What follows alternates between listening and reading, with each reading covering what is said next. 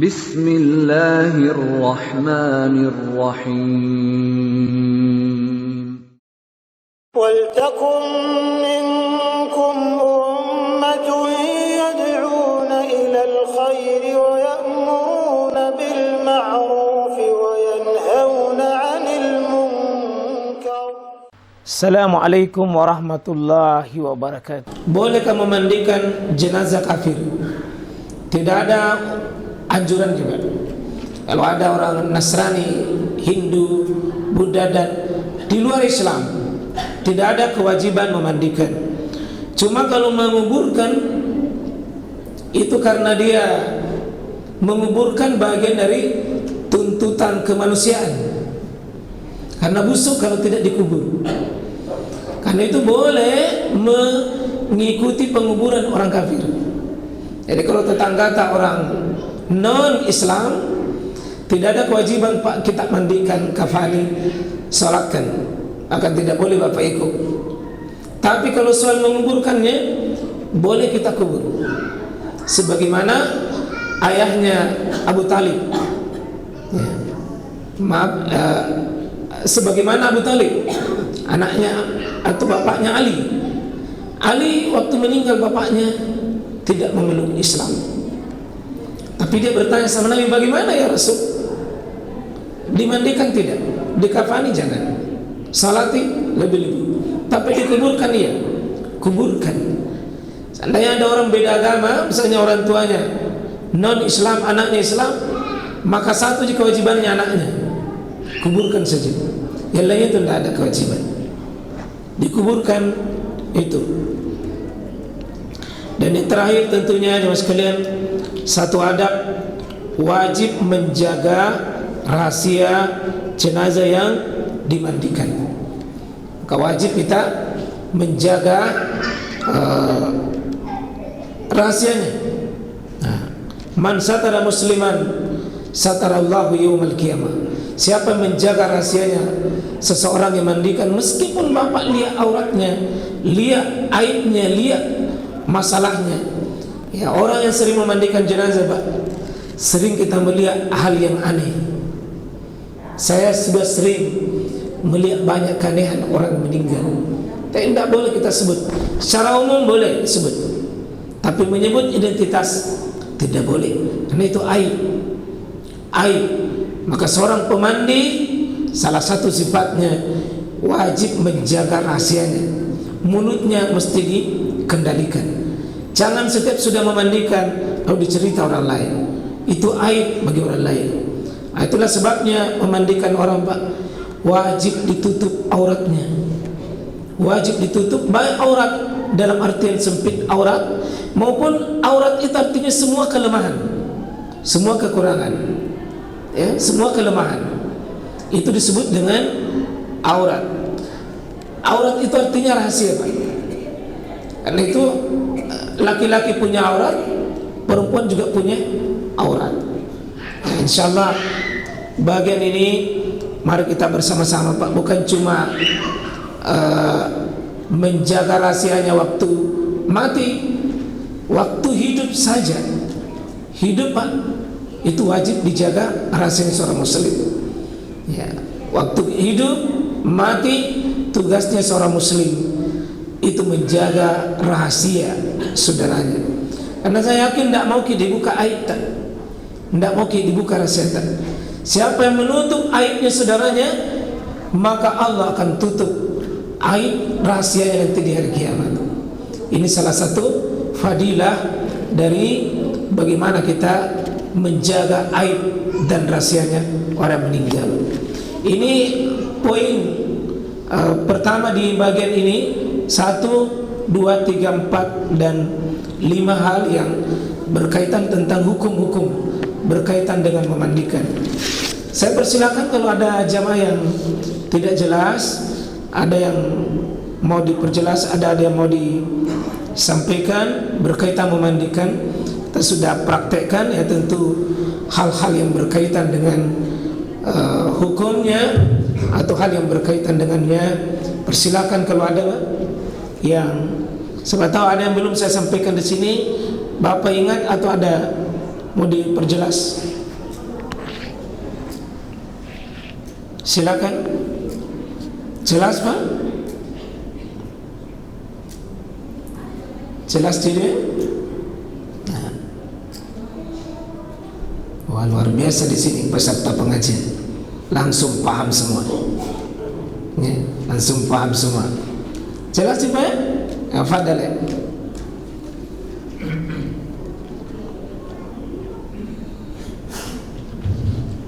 Assalamualaikum warahmatullahi wabarakatuh. Waalaikumsalam warahmatullahi wabarakatuh. Terima kasih Pak Ustaz. Ini sedikit saya mau tanyakan, yaitu sebagaimana disebutkan bahwa jenazah itu yang mandikan harus, kalau seumpama jenazah laki-laki yang mandikan harus laki-laki. Iya. Gitu Pak Ustaz. Kalau perempuan ya harus perempuan. Iya. Tapi bagaimana hukumnya kalau seumpama Pak Ustaz yang memandikan saudaranya? Iya. Yang jenazahnya perempuan yang memandikan saudaranya laki-laki. Iya. Atau bagaimana kalau yang suaminya meninggal, istrinya memandikan Pak Ustaz? Iya. Ya, itu saja Pak Ustaz. Terima kasih. Iya. Baik, terima kasih. Memang salah satu hukum yang berkaitan itu, bolehkah istri memandikan suami atau sebaliknya? Ini tentu di bagian hukum berikutnya Pak ya. Jadi suami boleh memandikan istri, istri boleh memandikan suami kalau betul-betul suami najis. Yang tidak boleh kalau istrinya orang. Ya. Jadi Nabi SAW menyebutkan, andai urusanku ya kembali masa silam, maka tidak ada yang boleh memandikan Nabi SAW kecuali para istri beliau. Nah, memang waktu Nabi meninggal itu Pak, bukan istri beliau mandikan, tapi keluarga dekatnya, itu sahabat-sahabatnya, terutama menantunya juga, Ali bin Abu Talib. Jadi istrinya, tapi istrinya nanti mengatakan, seandainya boleh orang mati 2 kali, maka untuk mati kedua kalinya Rasulullah saya mandikan, kata istri beliau. Nah, berarti boleh perempuan itu memandikan suaminya, istri boleh mandikan. Nah, dan ini tidak ada batas aurat kalau suami istri, Pak. Tidak ada batas auratnya. Nah, tidak ada batas auratnya lagi. Cuma kalau ada orang lain, ya tentu kita tutup auratnya karena menghormati penglihatan orang lain. Simpulannya, laki-laki perempuan itu tidak boleh kecuali suami istri. Dan masih ada pertanyaan Pak, apakah boleh memandikan wanita dengan laki-laki karena masih batas ada hubungan mahram? Mahram itu kan sesuatu yang haram dinikahi. Jadi kalau haram dinikahi itu adalah tentu di sini saudara dengan saudara, laki perempuan. Mahram, tantenya dengan kemanakannya, mahram itu Pak. Jadi kemanakan haram nikahi tantenya, tante haram nikahi kemanakannya, itu haram. Ya, tentu tadi kalau ibu dengan anak haram. Ya, kemanakan langsung tidak boleh, itu karena terjadi kemahraman. Ya, jadi kesimpulannya hukum kemahraman ini ada ulama yang membolehkan karena tidak ada yang melarang, tidak ada melarang. Nah, cuma memang di sebagian ulama kita seperti Imam Abu Hanifah dengan Imam Ahmad, itu beliau mengatakan tidak boleh. Abu Hanifah, Imam Ahmad, mazhabnya ini Pak, Ahmad, Abu Hanifah, Ahmad, Hanifah, tidak boleh. Yang boleh suami istri saja, atau yang masih kecil tadi, di bawah umur 7 tahun. Adapun yang saudara sudah gadis atau sudah dewasa, kalau Imam Ahmad, Abu Hanifah tidak boleh. Dia punya dalil, Nabi waktu meninggal, ya putrinya Zainab bukan Nabi yang mandikan, padahal Nabi ada yang mandikan, itu namanya Ummu Atiyah. Tidak ada juga hubungan kerabat. Zainab itu putrinya Nabi, tapi bukan Nabi yang mandikan. Padahal antara anak dengan bapak tidak dimandikan oleh bapaknya. Dan ini dalil yang dipakai Abu Hanifah dengan Imam Ahmad, tidak boleh. Nah, cuma Imam Syafi'i, Imam Malik, Syafi'i ini temangi Pak dengan Malik dalam perkara ini. Syafi'i dengan Malik satu mazhab di dalam perkara ini. Bagaimana itu? Boleh, karena tidak ada larangannya. Adapun Nabi tidak melakukan itu, bukan berarti bahwa hukumnya tidak boleh. Bisa jadi ada yang lebih pas untuk itu. Ya, kalau ada lebih pas yang punya tadi ilmu, yang punya ilmu pada saat itu Pak, yang terlatih dan punya fikihnya, Ummu Atiyah namanya. Ummu Atiyah itu tukang pemandi wanita di masa Nabi Shallallahu Alaihi Wasallam. Ini Ummu Atiyah. Sekaligus ini Ummu Atiyah tukang sunnah, tukang khitan di masa Nabi Shallallahu Alaihi Wasallam. Jadi dua mazhab di sini. Mazhabnya Abu Hanifah dengan Ahmad bin Hanbal sama. Imam Abu Hanifah dengan Imam Ahmad satu partner gitu. Tidak boleh.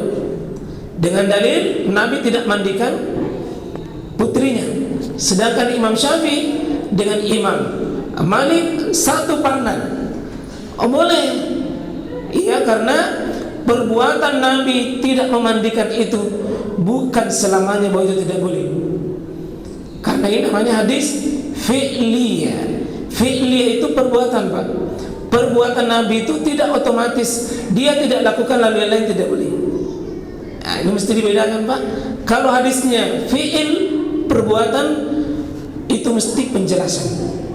Kalau tidak ada perkataan Nabi maka tetap berpeluang boleh saja. Meskipun pilihannya Nabi memilih tidak. Kalau ada sesama jenisnya itu diurut. Maka insyaallah nanti ada urutannya Pak. Seandainya semua yang berhak memandikan itu ada urutannya yang mana? Nah, itu ada urutan-urutannya. Fadal, ada yang lain? Ya Fadal, ya, silakan Pak Haji.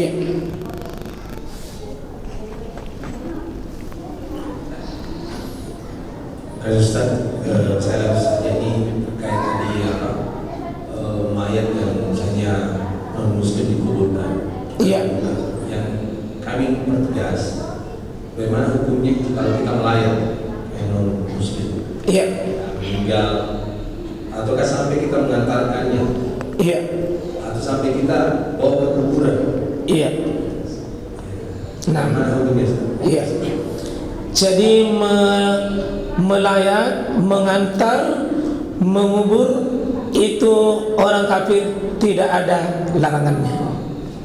Melayat boleh melayat,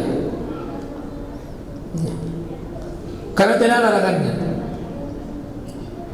Yang dilarang adalah memandikan, mengkafani, mensalatkan, karena itu ibadah khusus. Adapun melayat, ya ini boleh termasuk dari kebaikan dari bersifat umum yang semua manusia itu terbuka. Sebagaimana orang kafir boleh melayat sama orang muslim bisa melayat kepada non Islam. Karena melayat ini ibadah umum juga, bukan ibadah khusus. Ya, tidak ada kekhawatiran di situ. Yang tidak boleh kalau ada larangan khusus. Termasuk kalau mengantar boleh saja. Ya, karena ketika Nabi SAW menyebutkan watba'il janaiz, ikuti orang mati. Orang mati di sini tidak ada orang mati siapa? Karena setiap melayat, setiap menghadiri kematian Pak, itu ada nasihat tersendiri.